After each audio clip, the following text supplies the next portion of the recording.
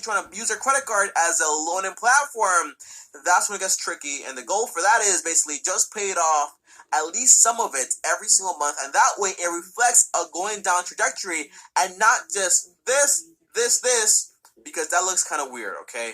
And with the entire platform now, that's not really possible any longer. Oh, and if you ask me, Tommy, should I still take the risk with investing my money?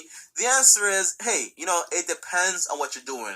If I'm going to get back 50% of my money, 3x, 5x, 10x that investment, would I still do it although my credit score will take a hit for like a year or 2 years? The answer is probably, okay? But it depends on the investment, and it has to be a very large amount of money I'll be getting back. If it's not worth it, then basically don't do it, okay? That's the main thing here. Everything has to change in this way. Now, the second thing I want to talk about is basically how is Fico 10 going to take into account, well, installment loans and also revolving loans? Well, the first... Hey, it's Ross Hamilton, and I am here at a house that should probably be torn down. Don't worry. What I'm going to show you has nothing to do with fixed... thing is this, guys. Tommy, what is a revolving loan and what is also an installment loan? I don't know why I did this thing like I'm curving something. The answer is, guys, revolving loans kind of like loans that you kind of keep borrowing. You can pay back, then borrow some more like a credit card. And that's pretty simple, right? Revolving loans, you can pay, then take some more, borrow more over and over. It keeps revolving over and over. Installment loans usually are personal loans or mortgages where you borrow a large amount and all you're really doing over the next year or 2 years, sometimes even 30 years, is paying it off step by step. But you can't really just borrow more from it because it's not revolving unless you're taking out equity. But that's another video for another conversation here.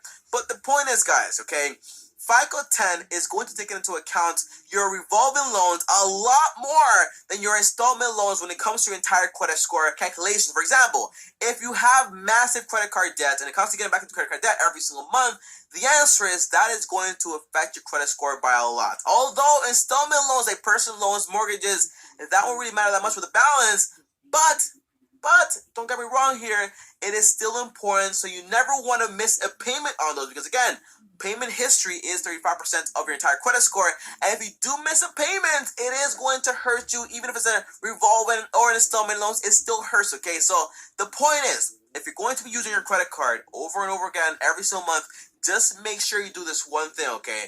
Whatever you borrow for the month, just pay it off in full before they report it. And that way, they always report like a zero balance or like a $12 balance. And that way, everything is fine and dandy. But the main thing is if you keep having a very large balance on your credit cards, that is going to affect you a lot more than an installment loan, okay? But never forget that paying your balance off on time is still very important. By the way, if you have a credit card and you got into massive credit card debts and you still can't get out of it as fast as like paying it down in 1 month, the answer is at least pay the minimum because that matters even more than your entire credit card utilization because, again, payment history is 35% and credit card utilization is only 30%.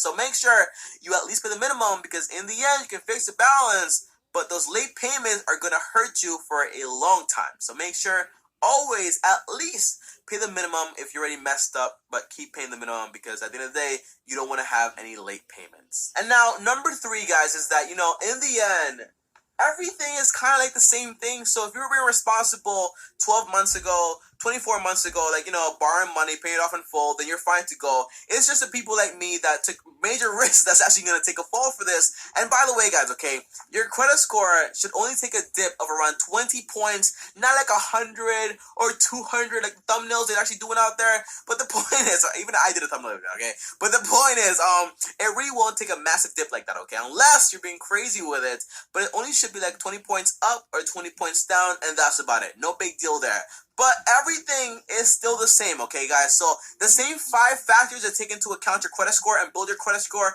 are still the same, and nothing has really changed with that whatsoever. So, for example, your payment history is still 35%. So you have to pay your balance every single month on time, and that way you are good to go. Whether you pay the full amount or half the amount, the point is paying the minimum balance every single month, and that way you keep this in line. The second part is that, hey, your credit card utilization is still 30%. So if you are borrowing way more than 30% of your credit line, well, that is still going to have a negative effect on your credit history. So again, take that into account. Usually I would have it up to 70%, even 80% sometimes, which is very high. high, but now I have mine at a 16%, and it's going to be at 10% by March, because again, I'm very, conservative now, because again, I am buying a home in 2020 or 2021 early. So everything has to be taken into account.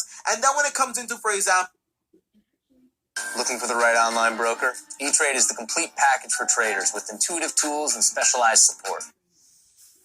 Your length of history and also your credit mix, and on top of that, your new credit, well, it's all basically the same, okay? So again, if you're being responsible back then, well, in the future, it's still the same thing. So nothing really changes. It's just that if you want to borrow money from a credit card to invest, you have to be more careful and more analytical. So if you want to take out a mortgage in like the next 24 months or so, you have to consider like, hey, is this worth it or is it not worth it? But that's the main thing here, guys. And for FICO 10, to be honest, it's I kind of get it, okay? I agree with them on why they would do it. Does it benefit me a lot? The answer is not really, but I do get why it's important to track somebody's history for the past 24 months and not just month to month. Because again, what I was doing is, if I was very irresponsible, I could have gotten myself into a massive credit card debt and then just paid off in full, borrow more money, and now boom, I'm back in it, okay? And next thing you know, I'm